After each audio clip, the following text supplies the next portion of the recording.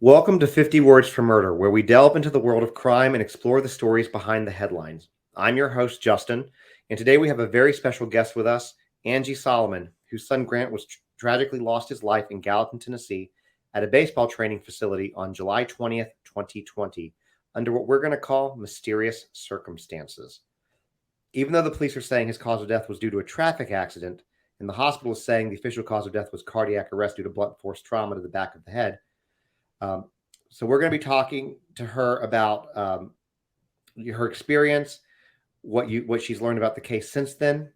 But before we get into it, I think that it's also very relevant and important to mention that Grant had just turned 18 about a month prior, and we're just going to call that foreshadowing. Mhm. Okay. So, first of all, Angie, thank you so much for joining us today. I know that talking about your loss can be difficult, but I appreciate your willingness to share your story with our listeners. And I will say now, there is going to be, I'm going to issue a trigger warning. There is going to be what we'll call domestic violence and child sexual assault. So, if those are triggers for you, you might want to not listen to this podcast. Mhm. So, Justin, thank you so much for having me, and I'm very grateful for the opportunity um, to share my story. But my story is Grant's story, and Gracie's story. But I'm very thankful for the opportunity to share their story. and I appreciate you doing it. I know it's hard, but this is something that we need to. This needs a lot more optics than it's had, and our listeners will find out why as we go on. But I'm very. I hate that we have met under these circumstances, but I'm glad to, use my platform to try to help. Thank you. Uh, so let's start from the beginning. Can you tell us a little bit about Grant, what he was like as a son and a brother? Well, yeah, that's gonna be right off. Uh, he was amazing. Um, Grant was at a very, very young age, like 6 months old. He was very precocious. He was um, uh, had wisdom and knowledge way beyond his years, all the way through his life.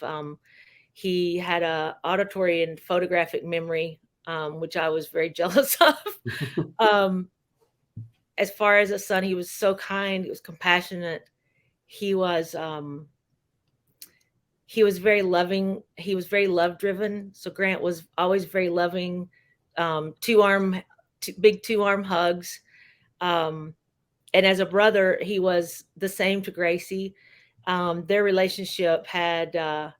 He was also her protector, um, which he should have been able to be a child or kid and grow up like that, but that was not the case. And so they developed a bond that was um, so close and so unique as far as he stepped up to protect her from their father.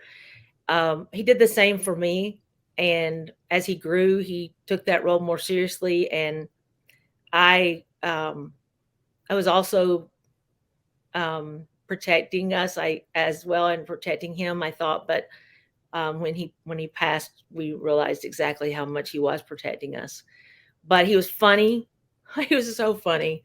He was 6'4", 210. He was a baseball player, pitcher.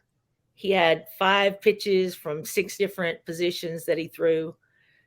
He was a batter's nightmare because he did what they call he dealt the cards.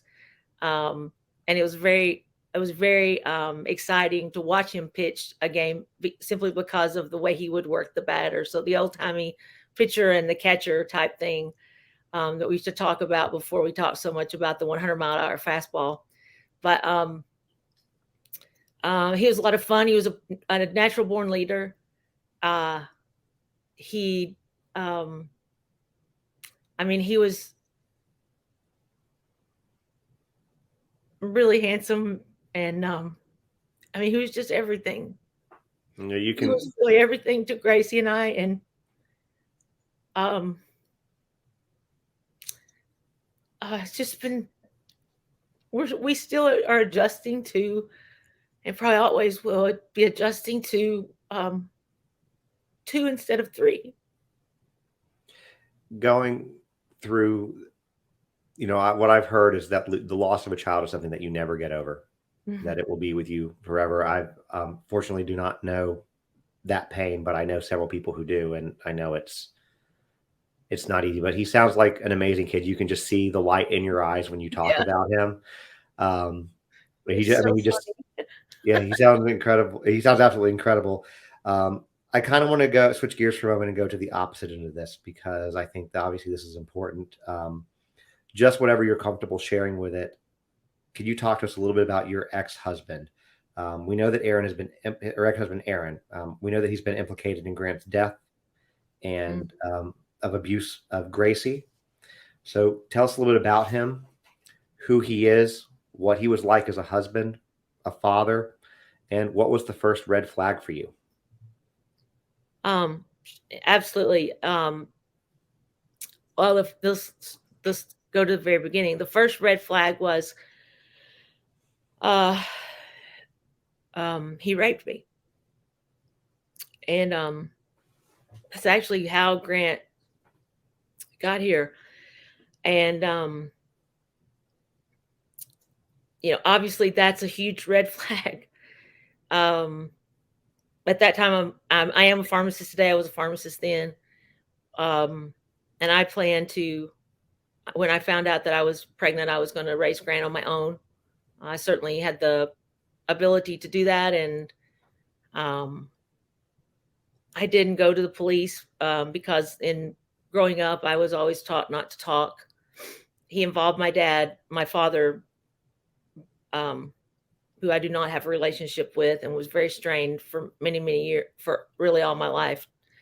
Um, but he involved him very quickly, and they threatened me if I did not um, marry him. My dad would kill me because of religious background growing up in the Church of Christ. My dad felt like it would make him look bad if I raised my son alone. So I did. I married my rapist, and I just really thought that I really always had just wanted to be a mom. And um, I had always been, I had always lived, I was used to threats in order to get me to comply. So that was not a different way of life for me as versus now. I've learned through many years of counseling what that was and how to stand up for myself. Um, but at that time, it wasn't anything different. I knew what I had to do. And so that was the first red flag, obviously. But you never, I mean, I say yes, I never, I thought I could just deal with it. I thought he was strange and odd and ugly. Um, but I would be able to live with him and ignore him, or not pay attention to his strangeness, just kind of. And that's what Grant and I did. We did kind of our own thing. We He was he was busy. He was on the, at that time he was a sports anchor for WSMV here in Nashville, and he was gone even longer hours than his job would have held. So um, I was I didn't I wasn't paying attention to him. I was had my head in the sand. I was working. I was being a mom. Grant and I were. Grant was just, like I said it before. He was just amazing. He read books. It was just amazing what Grant was capable or wanted to do. And so we ignored him. He immediately, though, he took a, and this is looking back after and I recommend to anyone who might be going through a situation where they think they might be being controlled, to get a hold of that early. And so I was referred to a very wonderful counselor who taught me, but it was years later, after Aaron had taken the children from their beds. I learned then that he was actually prepping me back at that time in domestic violence control and abuse cycles. And so I learned about them. And so one of them is taking your money. And so I was a pharmacist living in my own house, had two boxers. I had a Jeep Cherokee that I had actually designed myself, and it came fresh off the rack for me. And I was doing fine. But within 2 weeks, he had everything that I owned. He was in his name, my Jeep, my house, um, I mean, he took over the checkbooks. He took over the debit cards. So he was very small, but he made himself very large and very dominant. And I was expecting Grant. After Grant was born, I had become toxemic. But it was another red flag when he wouldn't let me go buy new undergarments that would fit from my size 16, 18 body down to my size 4. Again, and I remember that far back, which would have been within the first 10 months or 11 of knowing him, that I went to Victoria's Secret and bought 5 for $25, and women out there know who I'm talking about, know what I'm talking about. And I said, this is the first time I'm going to defy him. And because I was taught that's not what we do. We're submissive. We do not defy. So I was already being controlled at that point. And then it wasn't until Gracie was born that things started to get, he wouldn't let her out of his sight. He really began to hate Grant. Grant showed great promise in athleticism early on, coordination, hand-eye, things like that. But that wouldn't be unusual. I come from an incredibly athletic family. And so, it was a lot of baseball, basketball things, Grant playing in the yard. But then when Gracie was born, Grant became, Aaron hated him very much and just wanted to watch what Grant would do as a trophy, make him look good even on the little t-ball field. Versus Gracie, he wouldn't let out of his sight if he was at home. And when he was home, he wouldn't let me bathe her. He wouldn't let me, and when I say wouldn't, people say, how could that? Well, by this time, he's really working on me as a domestic violence victim, which I wasn't aware that those were some of the control was some of those, isolation, things like that. But he also started to become violent. And if I did bathe her while he wasn't home, he would, when I wasn't looking, I would get shoved down a set of stairs and land at the bottom hard, or I would have my head knocked into a door or wall, or so it became very frightening for me to, little by little, he whittled away at me, and he got more and more whittled away at a very, very independent, in charge. My resume was stellar. Job positions were management, high management, upper management, offers to climb that ladder, so to speak. And everybody loved me, and that was returned as well. And over that period of time, he whittled away at that person until there was a shadow, if even that, of her left. There was enough of me left to still fight. He made us dress. He made us dress alike. So he would pick the color. He'd get off. At that time, he was on the news desk in the mornings from, I guess, 4 to 7, I think it was. And he would leave much earlier than he was necessary, and come home much later. But again, I never dreamed it was what he would later admit that it was. And he was very hard on Grant. And he was just very fixated on Gracie. And he would pick the color. And if he said navy, then that day he would go everywhere with all of us, even to my dental appointments or doctor appointments, anything, hang nail with the kids. He would be there, and we'd all be dressed to match him. And that was my job, was to make sure we all matched out in public. And it was a very fake, false life. It was impossible to keep up with him. He never slept. He never rested. He was always on go. Everybody else, all the rest of us were worn out, and he's still going. But then we're moving really fast toward 2008, when I found out that I thought he was involved with other women. The marriage that we had wasn't one that would bother me about, because it was really not it was a loveless marriage, but it wasn't. It was prostitutes. And I asked him about it, and he admitted it. And so from that point on, we started to get violent, more violent at night.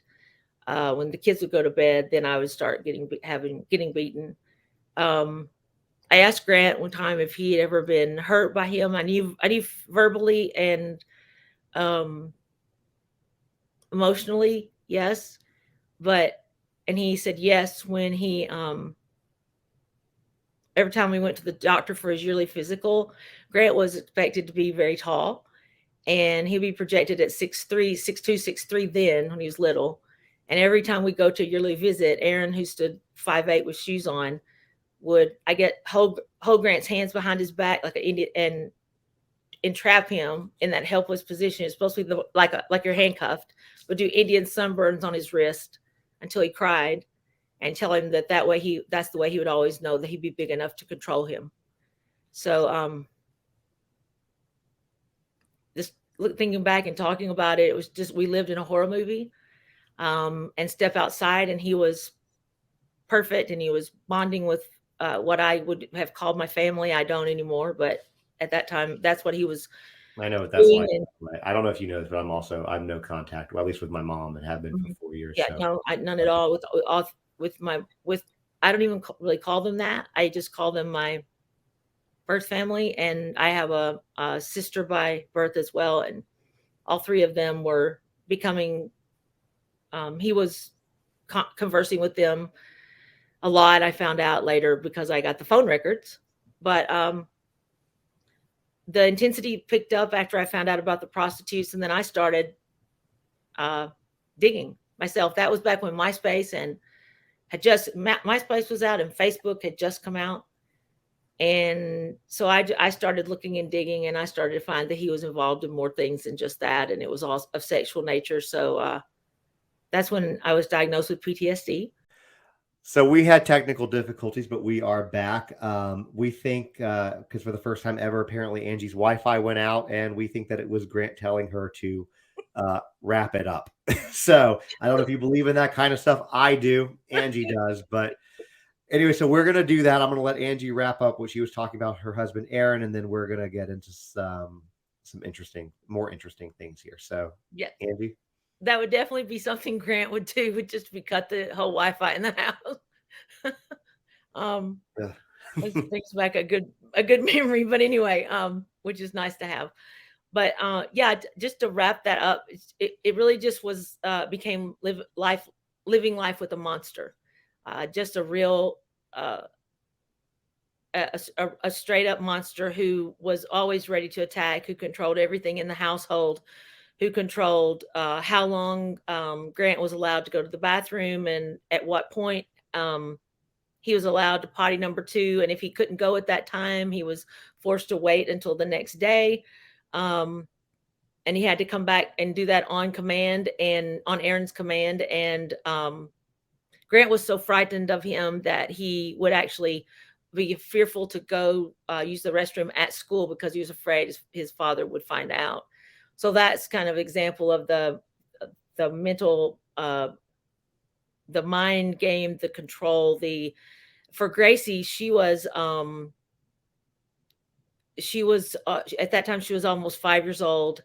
For myself, I was just really getting beaten to a pulp every night, the worst up until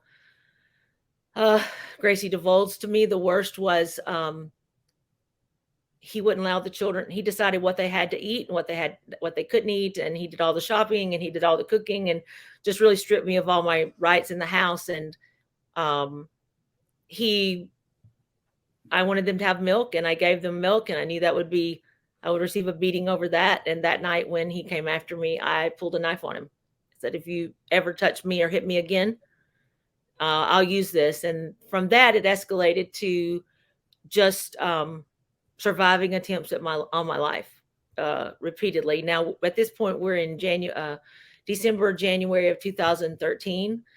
And that was when Gracie came to me and told me what her father was doing to her in the bath by putting what she thought was a bar of Dove soap up in her. And she would no longer take a bath. She demanded it. And I just remember I was so consumed with my own battle with him, with the trying to figure out what it was, what he was doing, and the pain. I had migraines every day from holding him off at night. I had missed it. That was the first thing that came to my mind was, oh my God, you missed it. So, but I knew I had to get us out. But so that's what I was mentioning earlier about my fight. I still had that in me, even though he had done everything he could to strip me of who I was. As far as the strong, independent person that you see today, he really, if it can happen to me, it can happen to anyone. And I want people to take heed to that, to see the signs get out. But I did ask him if he was doing that to Gracie. I confronted him. He said yes. And if you ever tell anybody what's going on in this house, you'll never see your kids again. So it was brutal. Grant was hated, yelled at, screamed at. We had one vehicle. He kept it all the time. He kept the keys. We were in prison that time in actual within walls. And a friend of mine, Grant sang in a Christian band. Of course, sports was big between us too, but our big thing together was singing. And he sang in a Christian band and fronted it. And I worked with that band and worked with his vocals, and he had an amazing voice. And so I was at band practice one day in March, and one of my friends was there, and she asked me what was wrong with my eye. It was black. And for the first time in my life, I told the truth, which I'm not supposed to do. But my friend got me connected with a doctor here in town. He's since passed, but wonderful man. And he kind of ran an underground railroad for domestic violence victims to get them out and get their children out. So I was able to connect with him, and he asked me to keep notes of what was going on in the house on a daily basis. And I did. I kept them on my phone. And one day I was went to pick up the kids at school, and I left my phone at home, and Aaron was there. He didn't have a job at that point. He'd been fired from Channel 4. He couldn't get a job at any TV station in town, and he could not get a job at any radio station and keep it. So he was home, and he found my phone. When I came back, it was floating in the toilet. And he said, "You know what this means. You've been talking." And I didn't know it at that time, but I had less than 5 weeks to get us out, because he had already started unrolling a plan to take the children in the night, frame me for suicide attempt, which I did not do. And I really think he thought he was going to kill me, and that would work, and then set it up as a suicide. But anyway, if you roll forward to that night of May the 10th, people talk about that a lot, because that's the that's the time that he tried to put me in the hospital.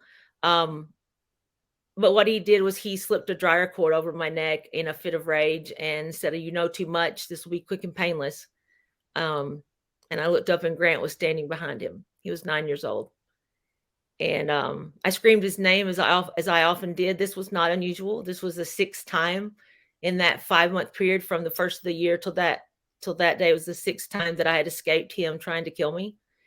And fortunately, that day I did escape it, because I kept yelling his name, but maybe he felt Grant's presence. I don't know. But whatever it did, he just dropped and took off running and screamed, "Angie, Angie, oh my God," and ran. That I went on, again, it was the way of life for us. I went on to a field trip. I took Gracie to the zoo and chaperoned classmates. And no, I didn't call police, because that would be breaking the rules of the house. And I'd already done that enough. And I was terrified of him and what he'd do to my kids and to me. And so I was 2 days later, I'm at home. I had the kids wanted me to be at school all the time, because they were afraid he would hurt me while I was gone. But I assured them that day, on that Friday in May, that if I went home, I was going to pack the car so that we could leave.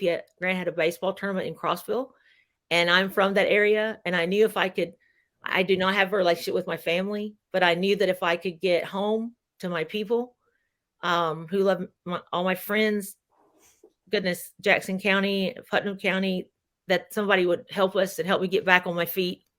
And I had taken a conference call that morning. I dropped the kids off at school. I watched them walk down the call, and neither one of them wanted me to leave them there. And I went home and I took a call. I was on a pharmacy expert witness on a Medicare case here locally.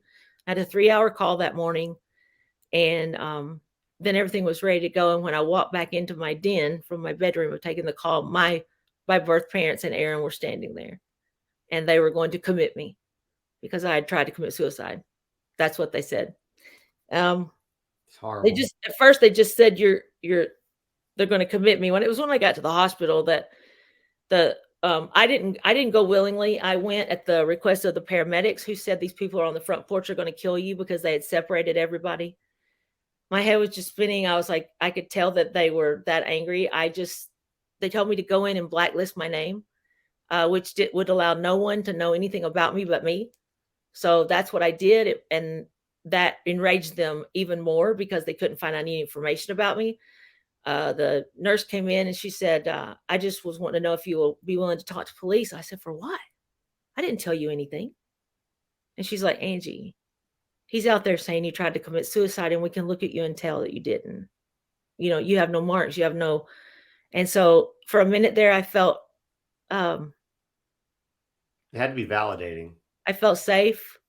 And I was also shocked that they could tell. And I could hear Aaron out there screaming, suicide, suicide. And the police officers yelling back, this is domestic violence. And just, it was really loud. And I talked to them. I didn't know the DA could press charges without you pressing. So they can. Yeah, they can. And so I talked to them, and the doctors all kept me overnight because they were so afraid for me to leave alone with them out there. I had no ID. I had nothing. I had no money. I had nothing.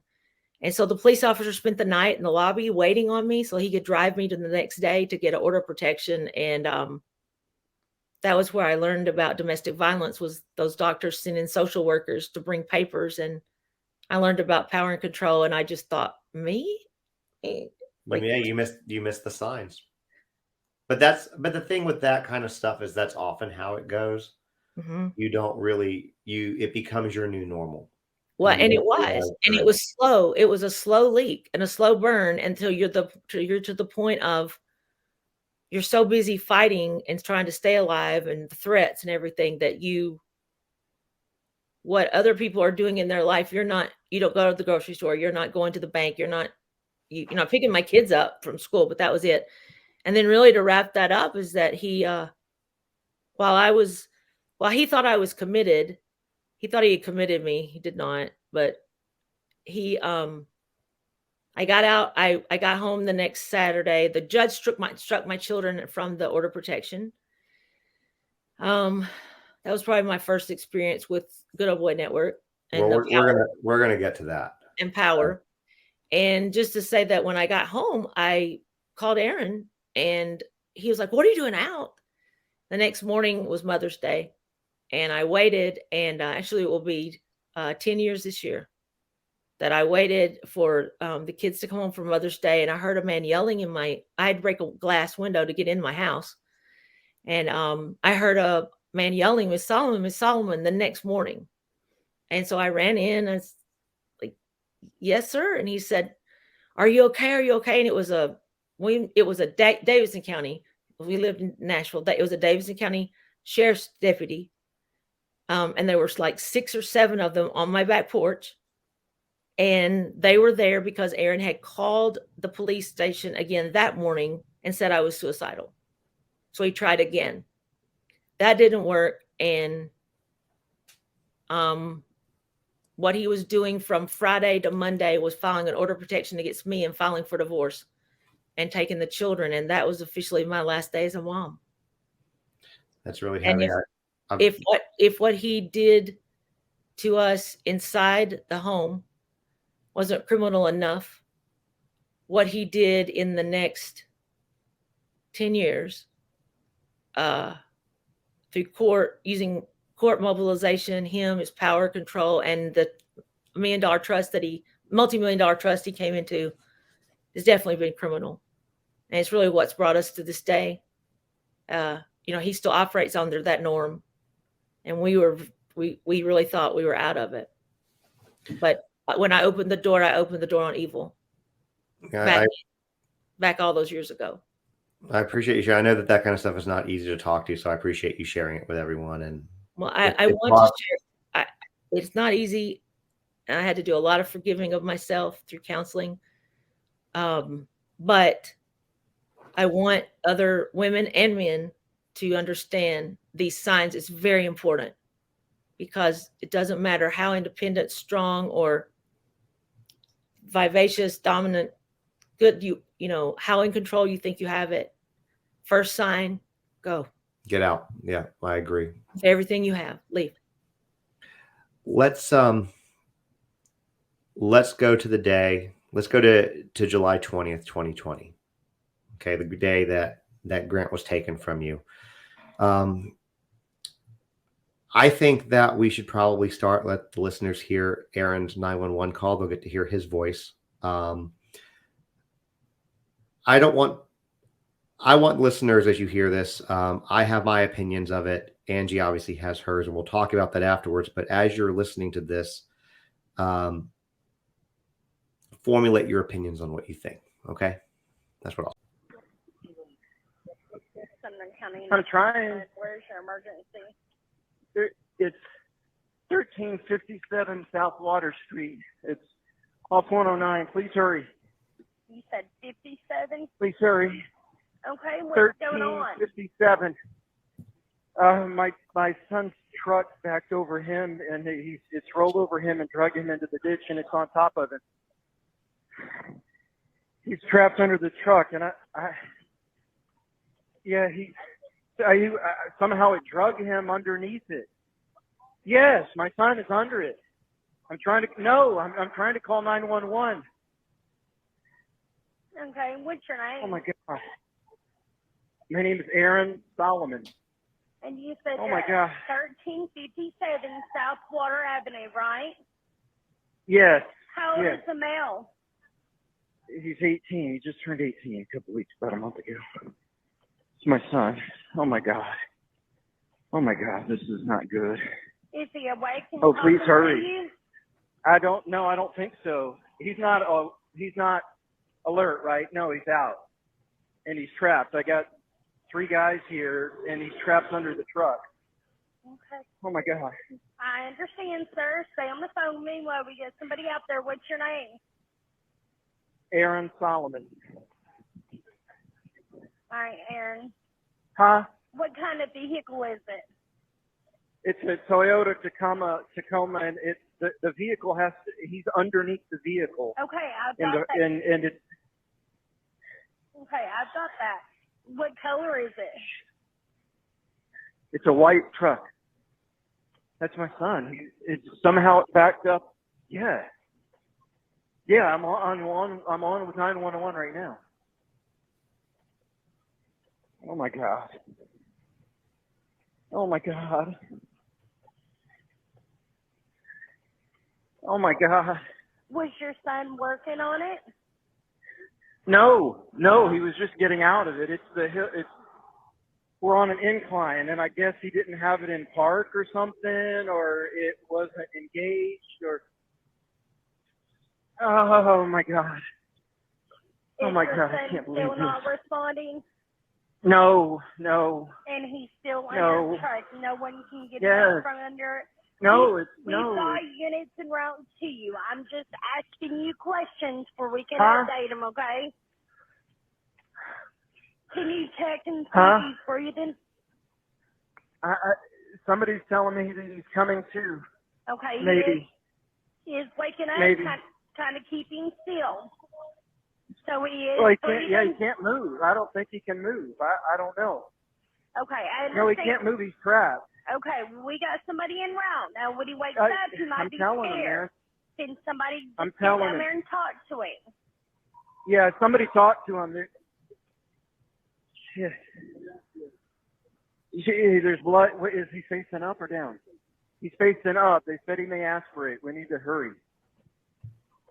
Oh, my God. So does he have blood coming out of his mouth? Yeah, there's blood coming out. Yeah, somehow it drug him down, I think. I don't know whether it wasn't in park or what, or if it didn't engage the brake, or it drug him underneath somehow. Okay. They said he's facing up, Okay. but he's bleeding from his mouth. So, Grant, turn your face to the side if you can, barely, but be careful. Don't move him, okay? We can't move him. We can't move him. Thank God. All right, Decent, they're there. I'm going to let you go, okay? Yeah, okay. Okay. All right. Bye-bye. All right. So I know you've heard that several times. I've heard it a few times. Now the listeners have heard it, so they can formulate their own opinion. I shouldn't probably put anything in their mind, but to me, it reminds me a lot of the Alec Murdaugh phone call when he called about his wife and his son. On top of that, I've seen the medical records that you shared with me. I've seen the diagrams of Grant's body. I've seen the police reports. And for listeners who want to see that, those are on my Instagram, Justin on TikTok on Instagram. And I will repost those so they're easy to find. So they're going to be under a May 1st date. So that being said, the scene is very interesting. And there's a lot of what we're going to call curiosities, I think, about the scene. So let's kind of talk about that a little bit. What do you want to share with us about the scene that day? What you know? It's all a lie. Okay. What I know is that my son was in a ditch underneath his own truck. When the paramedics got there, he had thready pulse and low respirations, but he was alive. And he went into cardiac arrest when they shifted him to move him out from under the truck. That's the only truth that's in the reports. Oh, go ahead. Sorry. In the 911 call, there's a lot I could say about that. I know Aaron. I know him very well, unfortunately, and that's his acting voice trying to have emotion. He's not going to win awards with that voice. Alec Murdaugh did a much better job, and you could see, in my opinion, and you could see through that. Mm-hmm. And you can see this. To me, does not sound like a parent who is concerned about their child. Actually, the opposite. One of the, he never went down to him. And that's what I heard. I listened to the call over and over. He'd already I asked him if he had gone to him at the hospital, and he said no. And I just, there was not, their relationship had become very tumultuous in the months leading up to this, but to not go down there. Yeah, that's not to even a complete stranger. Well, to not go. It's not a natural human reaction to not go to someone's side. We actually have a natural human reaction to be helpers. I also sit and listen to it, and I know that those were my son's last breaths, and he's up there making sure the 911 operator can hear his name clearly. I want to. There's something about the 911 that I don't think that you and I have talked about it directly. And from what I understand, you might disagree with what I'm going to say here, based on what I got from the call and what I got from the police report. But in that call, it sounds like Aaron is speaking to other people. And I believe in the report, it was 3 men that were there, 4, including him, right? When the police arrived, which the listeners just heard, that phone call with 911 in total was around the 4-minute mark, a little over 4 minutes. And in that period of time, when the police arrived, there was nobody there but Aaron. Now, I know when I've spoken to our mutual friend, Ethan, he said that he hears somebody's voice. I believe that he's told me that you believe that there was somebody else there that he, but to me, I just don't see somebody else, especially being from somebody in that area, being in that situation and not waiting till police, paramedics arrived, not trying to lift or move. Because if you had four men with adrenaline and strength, you could have probably moved the back of a pickup truck off. That's what I'm going to say. And I think that probably is a good segue into the ditch, which is where he was found. And I guess if I'm not trying to like take all this, because I definitely want to hear your thoughts on it, but I think to paint a picture for those who haven't gone to Instagram or to see these pictures yet, I think what's important to note is that the truck tires were turned. I can't remember if they were all the way to the right or the left, which all the way to the right. Okay. And there was a fairly steep incline. I'd say maybe 35, 45 degrees of an incline down to the ditch. Very steep. And, for listeners, if you think about turning your wheels all the way to the right and going backwards, your car is going to go in a circle. And if you look at the pictures, not only will you see that the truck is flat on the, like straight, not turned at all, where it was found. There's a few other things that are interesting. I believe that the tire marks in the grass and whatnot show that the truck appears to have really been more like backed in or pulled in forward, backed in or pulled in. There's also the fact that inside the truck and outside the truck, but inside the truck, which you have pictures of, Grant's got like a cooler on his seat. He's got a cup in the center console, and that type of a jolt would have probably moved those items. Now, one thing that we haven't said yet is that what Aaron has claimed was that a 2015 Toyota Tacoma, basically while in park, rolled backwards. Now, here's the thing. I know that cars can have issues. Toyota is not one of those manufacturers that have those types of issues. I have never heard of a car being in park and rolling while it was in park, and just rolling, not stopping. It's not something that would happen, but that's what was told. And on top of that, I said the inside, but if I'm correct, he had like a spare tire or something in the back of the truck too, 4 of them, and none of those had moved, bounced out either. And again, go look at the pictures and you'll see. Also,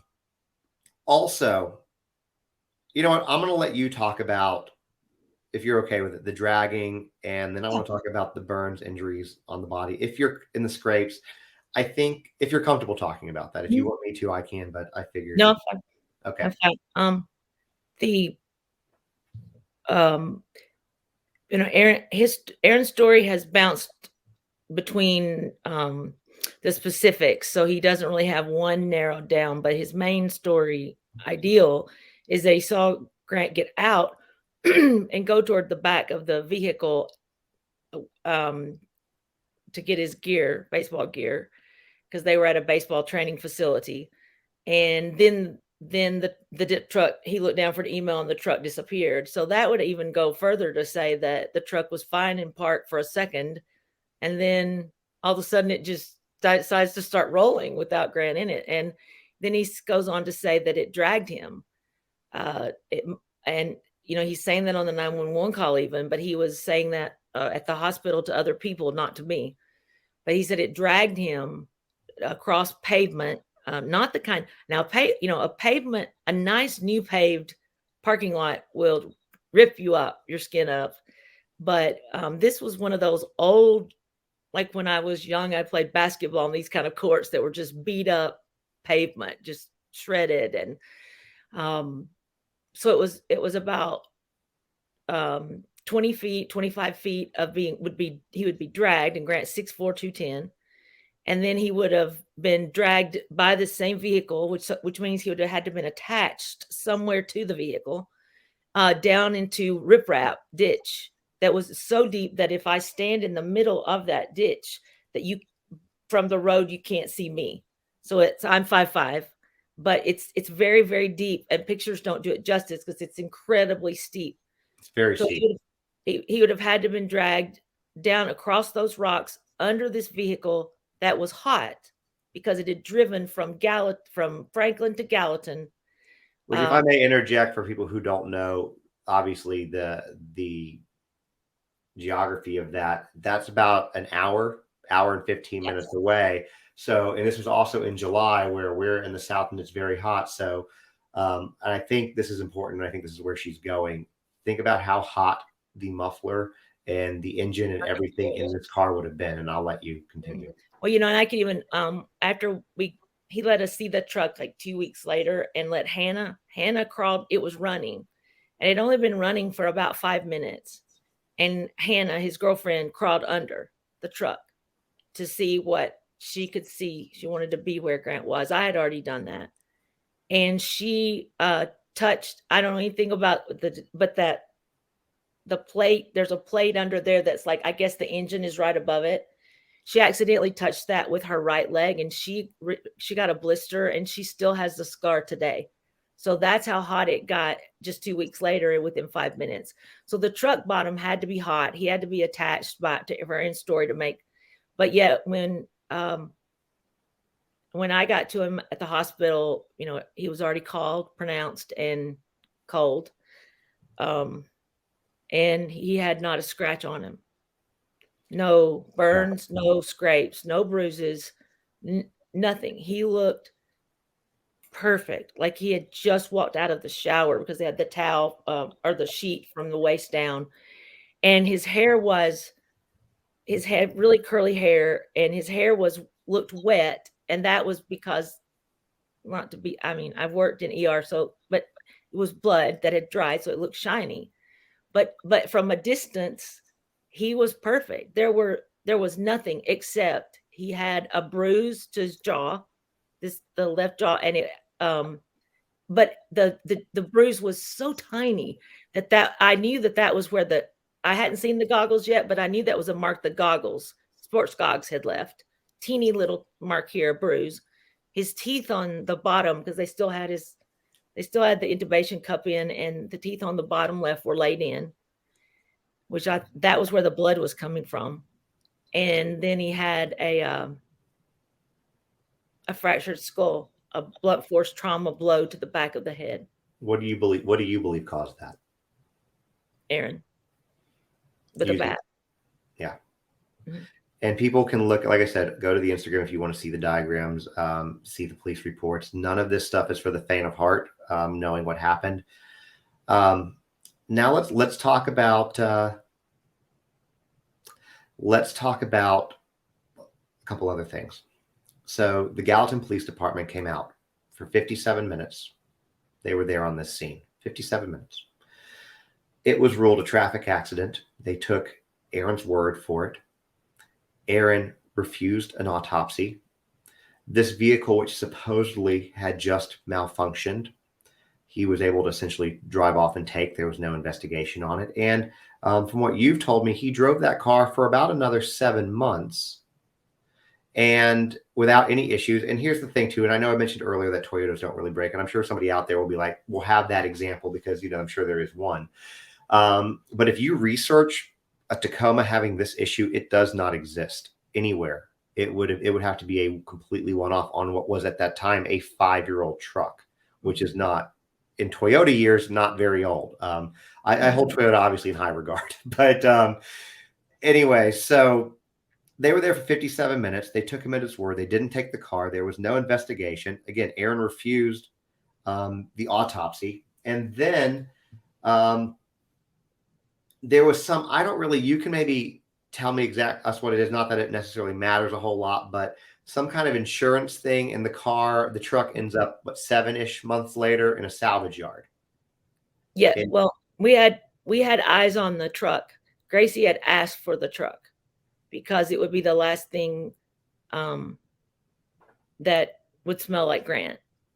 And Aaron said no.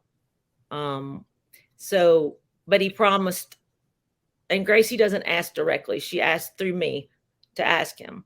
So, because she doesn't have contact, and now she does have a no contact order. But I did ask, and he said no. But he said, I will not sell it. I will not let it go without letting you all know. But we had eyes on the truck. And in February, it disappeared of 2021. And in March, we were desperately searching for it. And a friend of mine ran a VIN, and it was on an auction yard. It had been, the day before, it had been to Ford dealership for oil change and body work. And on the Carfax report, it was fine. So the other thing in that, my understanding is you had kind of an investigation done on that truck yourself, where they analyzed the transmission or the black box. What did that find? That independent investigation. What did it find? And if you want to share who did, if it was a company, you're welcome to give like the credentials. Yeah. It was ASI, and they are actually they're forensic.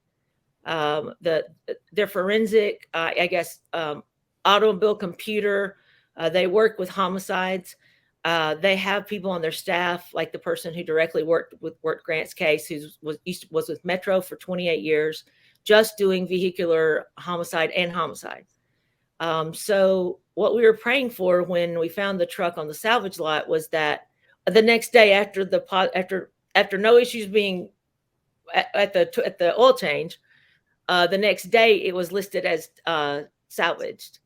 And I want to point out too that this truck, Aaron bought Toyota too because of their outstanding safety ratings and all this. This is what he drives now. But outstanding safety, outstanding reliability. They are phenomenally well-built cars. That's correct, and they last forever. But anyway, but he put it in his stepdad's name, Lee Solomon, but Aaron had the insurance on it. So what they did was they took it to an insurance agent in Manchester, Tennessee. We finally tracked him down. He was hiding. We tracked him down, and they basically turned the car in as totaled and got the insurance money from it. Us getting it off that lot was just fortuitous because it was already sold, and the person who owned the auction lot blocked the sale in order for me to purchase it through a broker. That way we were able to have it analyzed. We were all praying the black box was still on there. They had basically what was totaled about it was just something I could have done, or you and I could have done with crowbars, and like pop the gas cap off and pop the front bumper, make it but fall off, and then we're gonna take the door handle off. But everything that they had removed was in the back of the truck. Interesting. Yeah, so everything's back there even today where I have it stored and hidden. But the black box was there, and the black box showed, and I have the report that is finalized and it's ready. We have all the evidence to go to court. We just don't have an open case. But in this report, it said the vehicle did not make any quick stops or starts. It did not experience anything but a normal drive day. It gave the range of speed, none of which would support a vehicle rolling wildly out of control down a steep grade hill.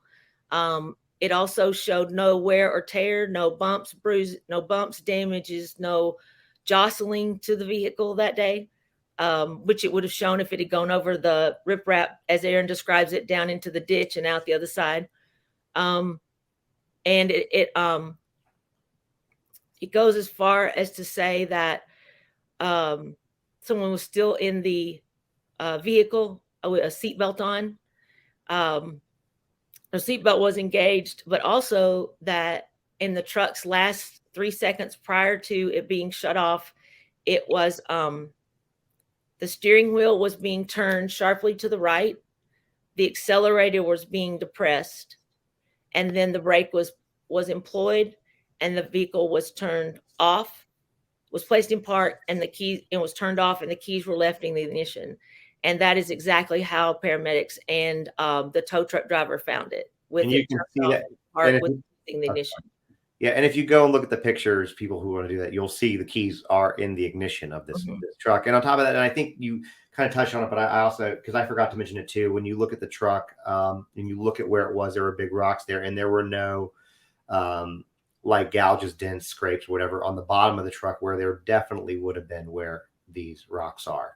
That's right. So nor was there any like for it to have dragged Grant, he had to have been hung to something, tethered to something. Grant was 6'4", 210, athlete at his prime, except he had just had COVID, which was a big question, is why would Aaron make this appointment anyway if he has COVID? But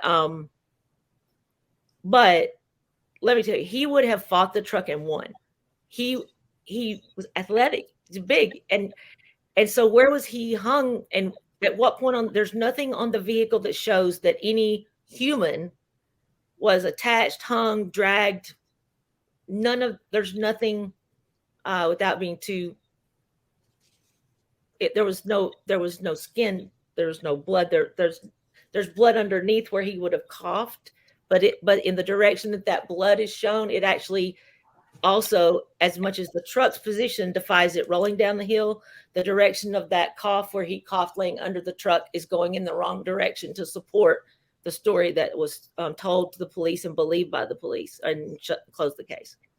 Well, I think that's a really good segue into the next part. I know we're starting to run short on time, but you have all this information. To me, anybody logical would see that there's something, like I said, well, because we don't want to get sued, right? So we'll just say curiosities, right? There are curiosities with this. You have pictures that back that up. You have reports from the hospital that back that up. And now you have a forensic analysis on the truck that backs it up. So to me, that seems like that would be enough information to be able to go to the police, right? And open up an investigation. So tell us a little bit about the investigation and that process. There never was an investigation. Yeah. Everything that was supposed to would be done in investigation, including an accident reconstruction. None of that was done. His life was wiped off the face of the earth in 57 minutes. At 37, they called a mom and pop tow truck to tow it. It was they just treated it as a parking lot incident, and there's never been an investigation.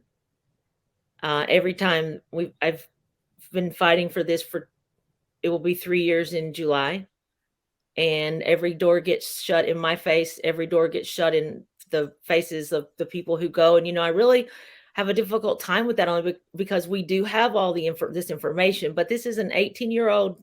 At that time, he's 18, but he's still in school. So he's still technically considered a minor in Tennessee until he's graduated from high school. He lived here with me, and everything was done wrong that day.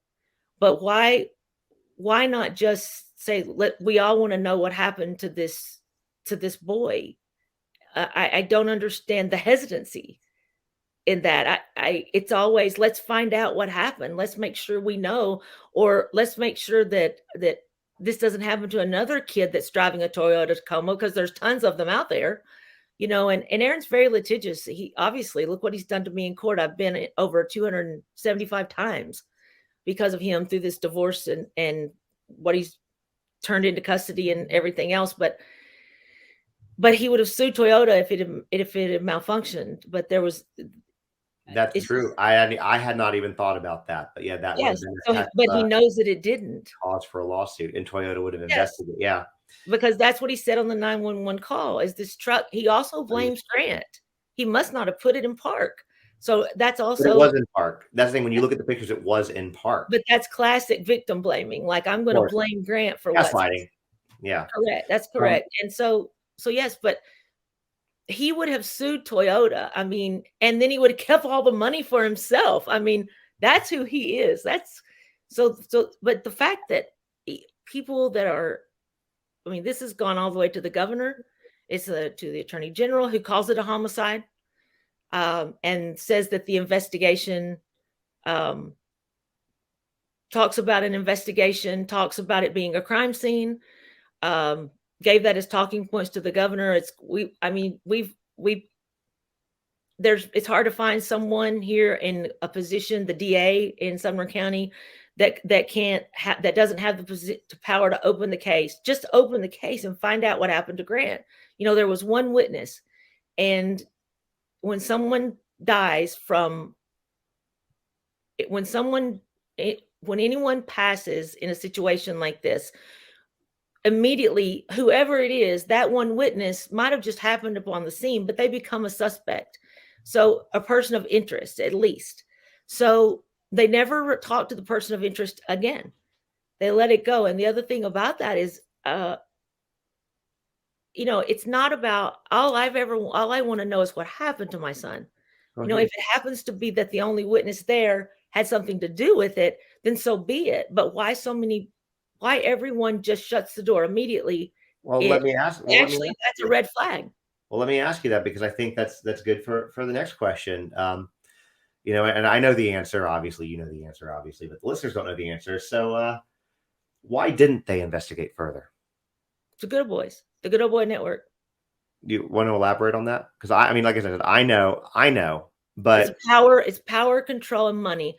How does Aaron have the power that he has? How would he be able to silence these people? Well, Aaron he came into the multi-million-dollar trust from a great aunt. His biological father passed, and that's how it came into him. It actually came in the day that he took the children from their beds. I started dispersing. So it disperses in small amounts and then larger. So there's money. It requires money. It requires Influence. Relationship and influence. And that comes from his position on the news for so many years. It can also come from connections he's made in society, people who have influence as well. And then, like who, for example? Well, maybe you don't want to say. I can say if you don't want to say. No, I don't mind saying, and then you can add to it if I miss anybody. But I mean, Aaron is. I knew he was connected. I did not know he's connected as high as he is, but he's connected to all the major players in the state and in the GOP. The same people that did to the Tennessee Three, Bill Lamberth. He just happens to be the House rep from Gallatin. Haggerty in the Senate just happens to be the senator from Sumner County. Aaron is friends with Bill Lee. Aaron is friends with Jack Johnson. Deanna Johnson is the one who put the order on me in 2020 in February that I couldn't file anything else against Aaron in court civilly to protect my children. And Grant was gone 4 months later. Her husband is Senator Jack Johnson, and all of them sat under the church or cult watch of Steve Berger, the at that time pastor of the mega church, as people call it, here in Grace Chapel. So this is a very connected group of people. There are other people that he's very connected with power.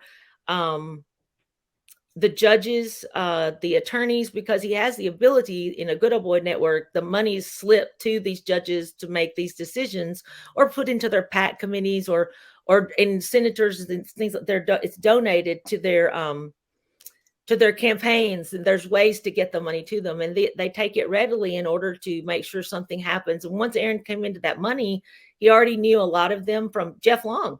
Jeff Long was the sheriff here. I told him in Williamson County. I told him 2 different times. I thought he was my friend. I thought his wife is my friend. And I had met them because Aaron was on the news at social functions. So I told him twice over 10 years that my children and I were being harmed, and we were being beaten, and we were being, please help us. He didn't the second time he patronized me, but he did nothing. Now he is director of Homeland Security and the Tennessee Highway Patrol. Well, who was actually in charge of the scene that day? The ditch is not a parking lot. The ditch is actually property of the state of Tennessee. So the Tennessee Highway Patrol had jurisdiction. They're nowhere to be found, nor does Jeff Long want to even entertain consideration. I think too, for people who don't know the players in Tennessee, there's a couple of names there's a couple of things that I want to go back and mention, if that's okay. Yes. Bill Lee, who Aaron sat next to in this church, is our governor, is the governor of Tennessee. I live in Tennessee also. And it is the governor of Tennessee. And when she mentioned Sumner County, Gallatin, Tennessee is in Sumner County. So you're talking about people who, a man who has money, power, influence, with literally going all the way up to the governor, legal. So the police in Gallatin, Tennessee won't touch it.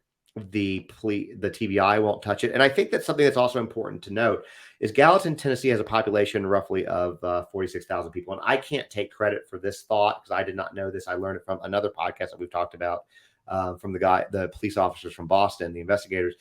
Gallatin has a reconstruction analysis person who's been specially trained on it to reconstruct traffic accidents. And that person was not called in for this.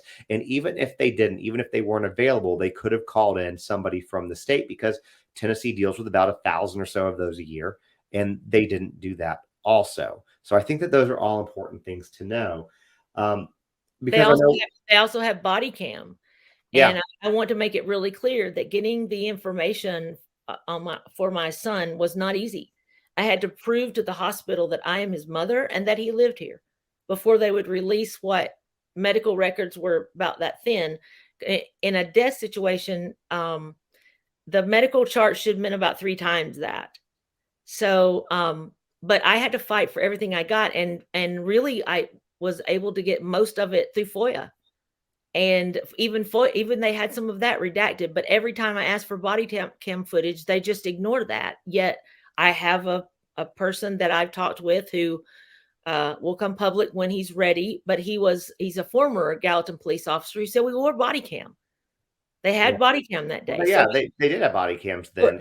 They're hiding things at every level. And the district attorney is on the record talking to my PI, who I had at that time, my private investigator, saying, you know, I've got a mess. I have a mess here. I know this wasn't as it was written up. And he said, but I'm going to stick by my officers. And my PI said, well, you know, we're going to do our best to get this out to national media. He said, national media? I've been a DA for Ray Whitley. I've been a DA for 35 years, or I've been in law enforcement for 35 years. This will ruin my career because I should have prosecuted this case. Yeah. And my PI said, that's on you. That's not our problem. That's the other thing. At every turn, we have these people who, you know, somebody else is pulling the string, somebody above them is pulling the string, whoever it is, but somebody, I'll get there. And with your help and with your listeners' help, you know, right now I'm living answered prayers because I would sit and pray at night for opportunities for people to help get us out, get this outside of Tennessee and move this. The media here will not touch it. Why? Well, there's a reason. And, you know, I think because he was on the news. Because he was on the news. And well, also, you know, Gloria, the Tennessee 3, you know, that whole group that was just the 2 were expelled, Gloria Johnson, Justin Jones, Justin Pearson. The Gloria did not end up getting expelled, but, you know, they're all really as a tight knit group. The same people that did that to them did that to us. It's called silencing. And I think there comes, you know, we were talking about curiosities, you know, the motive. I don't know. I guess I'm sure you're going to ask. I was about to, because we have maybe about 10 minutes left. Yeah. But yeah, so that was going to be my question for you. So I'll go ahead and just formally ask it. What would be the motive of a father? Because that's what we're saying here. You know, there's implication. There's suspicion that Aaron could be implicated in the death of Grant. What motive would a father have to kill his own child? To silence him. For about what, though? Gracie. Grant had he had testified in court multiple times. He took great pride in who he was as a person, his integrity, and also his intellect we were talking about earlier. And he had testified, and even testifying judges would say, you're never going back. There's a judge here in juvenile court in Williamson County that Grant told, I'm afraid my dad's going to kill me. And he looked at him and he looked at Aaron and he said, I think you're big enough to take care of yourself. You can go back. So he was very hurt that no one would believe his mother or believe him and not believe his sister to get us help. And when he turned 18, he had planned, he did not tell me this, he told his friends and his girlfriend, Hannah, that he was going to take Aaron to court himself and expose him, and for who he is and what he's doing, and for what he's done to Gracie. And he was going to fight for custody of Gracie himself so that he could make sure she was safe. I know that this is a tough question, and so we can be very brief with it, but just so listeners know, what was he doing to Gracie? He raped and molested Gracie as often as he wanted, from the time, a very young age. Sorry, you're about to say it, I'm sure.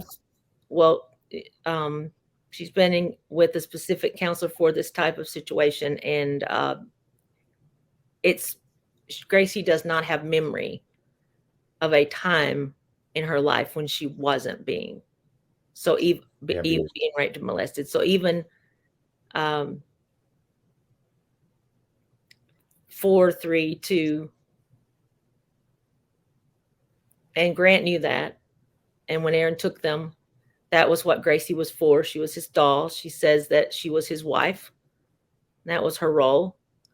And Grant tried to protect her. And Aaron put locks on the outside of Grant's door to prevent that from happening as Grant grew and got bigger. So Grant was going to, he didn't have to be a hero, but he was going to be a hero. He was going to save her. And because as much as we're talking about the doors being shut in the post passing phase of Grant, they were shut that hard on me all the way through those years in court.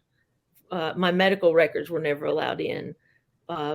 Character witnesses, no one. It was a stone block. And so anytime this type of stuff was brought up, you were stonewalled. It was thrown out. It was not investigated. He was just basically able to get away with it.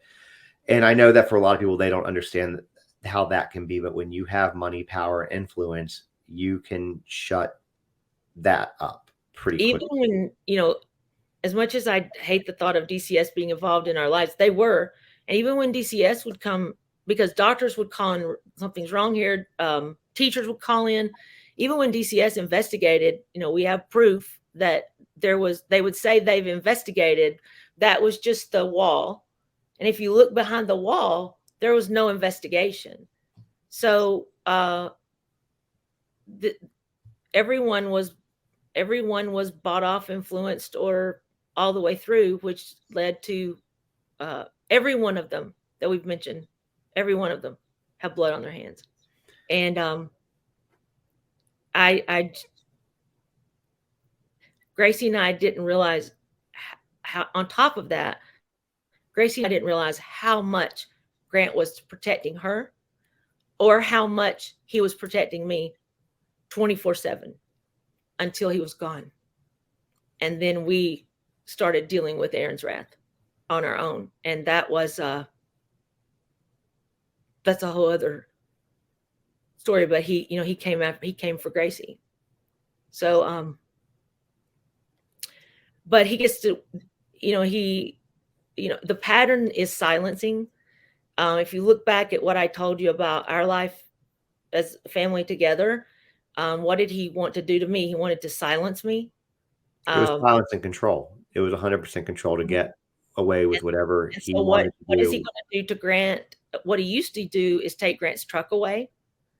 So it's a lot of symbolism in the truck being on top of him. He would take the truck away from Grant to silence him, or if he was punishing him, or if Grant was getting a little too bold, if we were getting out of line, which meant if we wanted to spend too much time with each other, or if somebody cried because we had to be separated. We didn't go by custody rules. We went by Aaron's rules. Whatever he said, how much time we got was how well we behaved. Yeah. And if you look at the Tennessee 3, what happened to them, that was to silence them. And it's the same tactic. It's the same pattern. They had no other way to silence Grant. There's more that plays into this that Aaron's involved in, but I don't know what all Grant knew. But what I do know is that Grant was going to expose Aaron in court. He knew what was happening to his sister, and I think that alone is enough.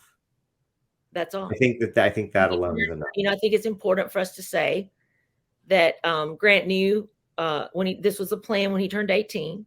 We have friends who have written the statements that, I feel so bad for his friends because they've gone through so much pain. This is just I've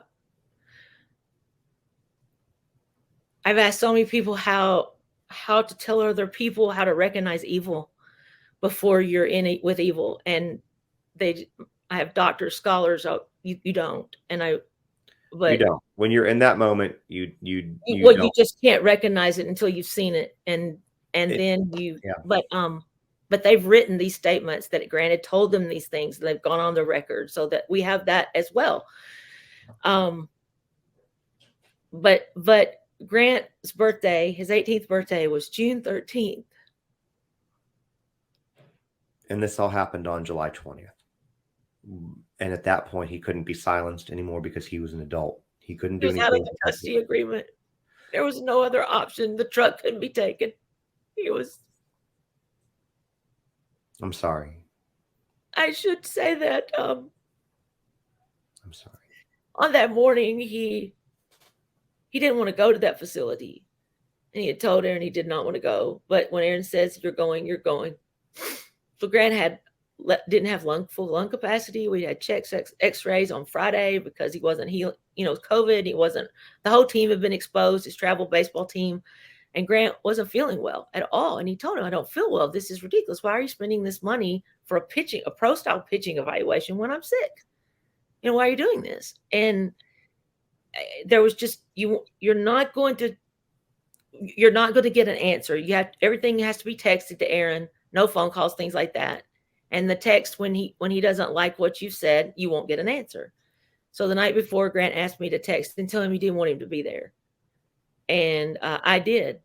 I texted Aaron and said, Grant doesn't want, it's exactly what Grant said. He said, I tell him that I'm a man now. I don't want him there because he's at every practice. It's embarrassing to Grant. He's always at practice because they never would see each other, but Aaron could always see him at a practice. So Aaron's at every practice, watching, hawking, lurking.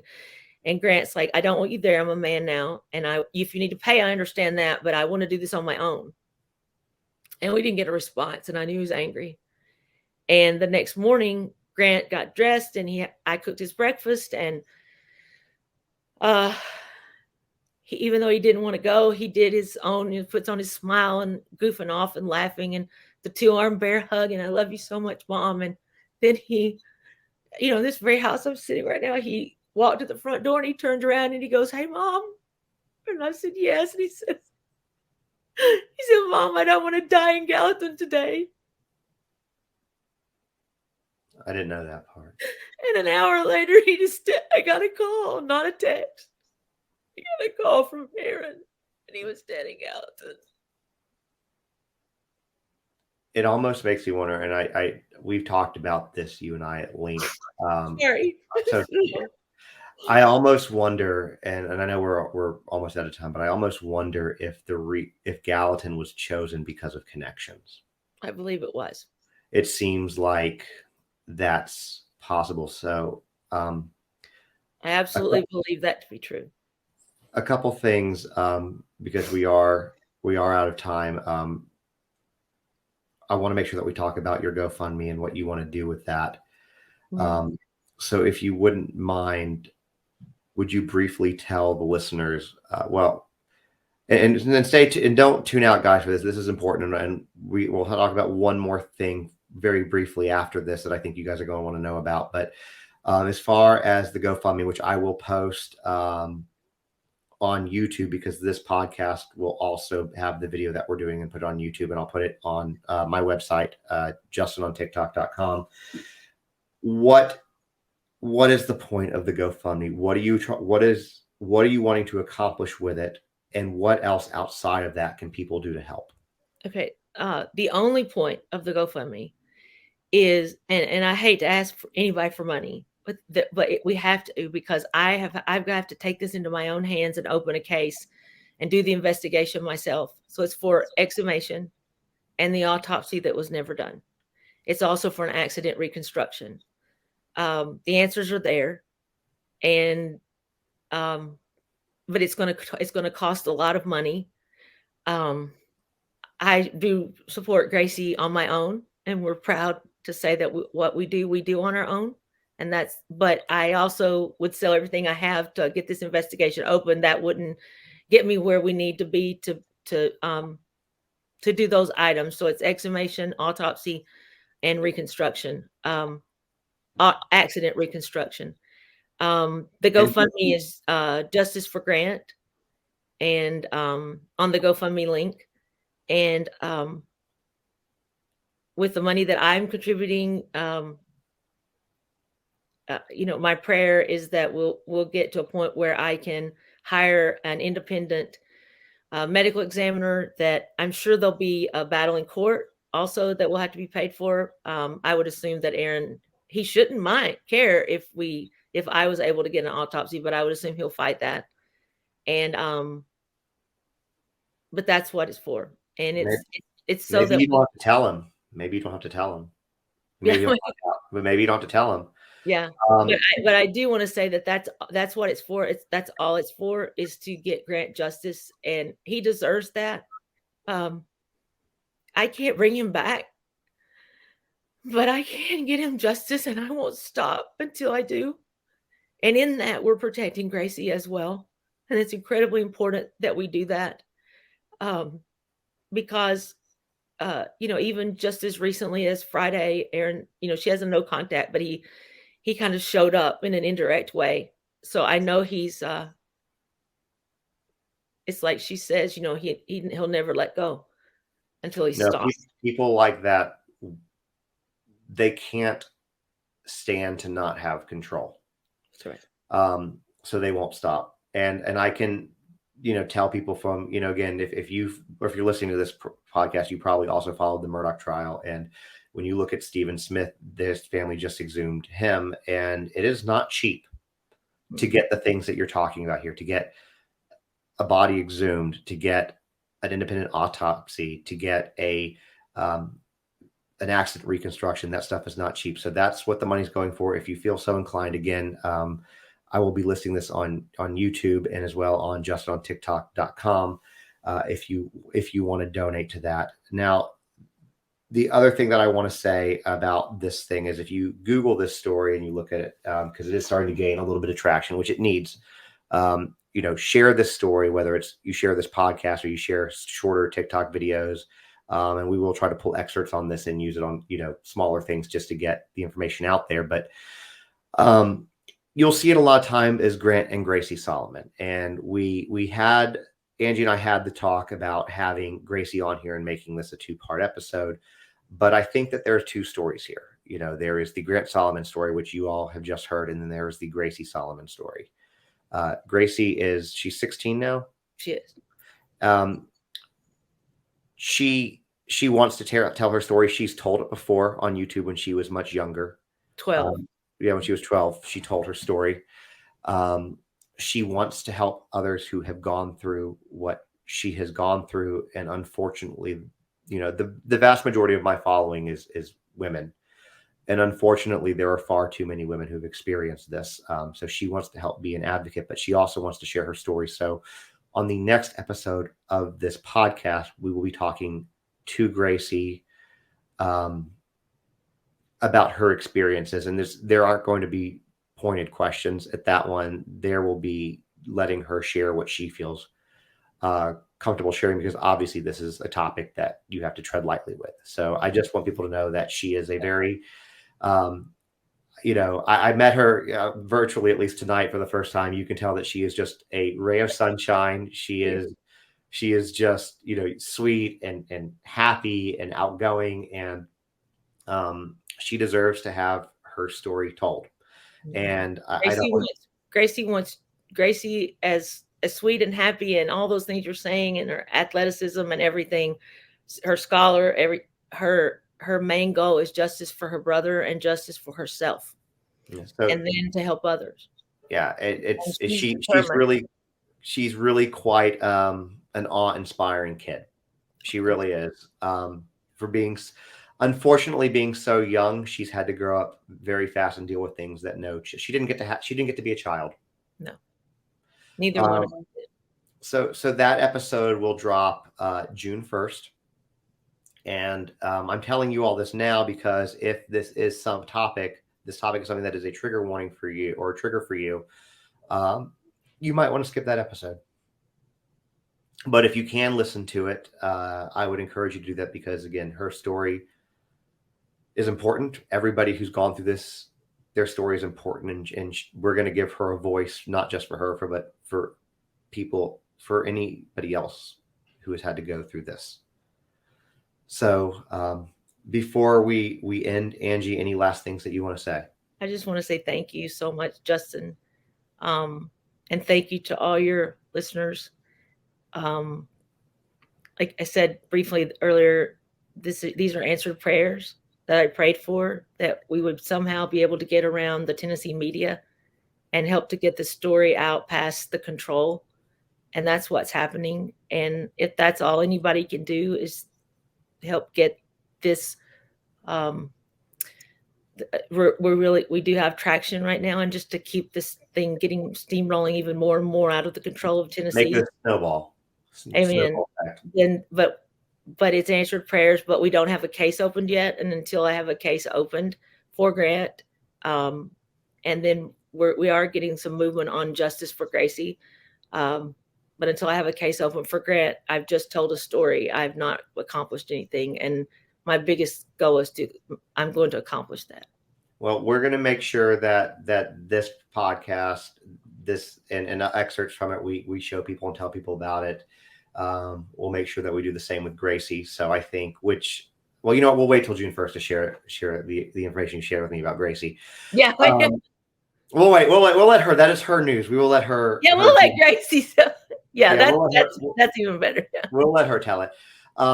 Well, I want to just say thank you for coming on and talking about this. I know that this is a difficult topic, and you've gone through something that no parent should ever have to go through, and not in a very traumatic way. As I said to you before we started this, I would encourage you to reach out to Joe Petito. I think you two have, unfortunately, unfortunately, we know that you two have something. It's a really shitty club that you guys are part. I'm sorry, I don't mean to laugh on it. That's not funny at all, but it's just a really shitty club that you guys are part of. And it's just so preventable. That's the thing. It's just the way it shouldn't, for these kids, it just should never happen. No. Well, again, thank you so much for sharing your story. I appreciate it. We're going to get it out there. And for last thing I'll say to the listeners, if you want to reach out to me, if you have connections with media outside of the state of Tennessee, if you are an independent journalist, a social media creator that has, influencing and helped the reach of this story, email me, Justins, JUSTINS, on TikTok at gmail.com. You can also go to justontiktok.com, and, there's multiple platforms to get me from there. Reach out to me. I will work with you. We can work on getting you in touch with Angie if we need to, because again, the importance of this is getting the story out there. That is the ultimate goal. So again, thank you, Angie, so much. And again, we're going to do everything that we can. Thank you so much. Thank you.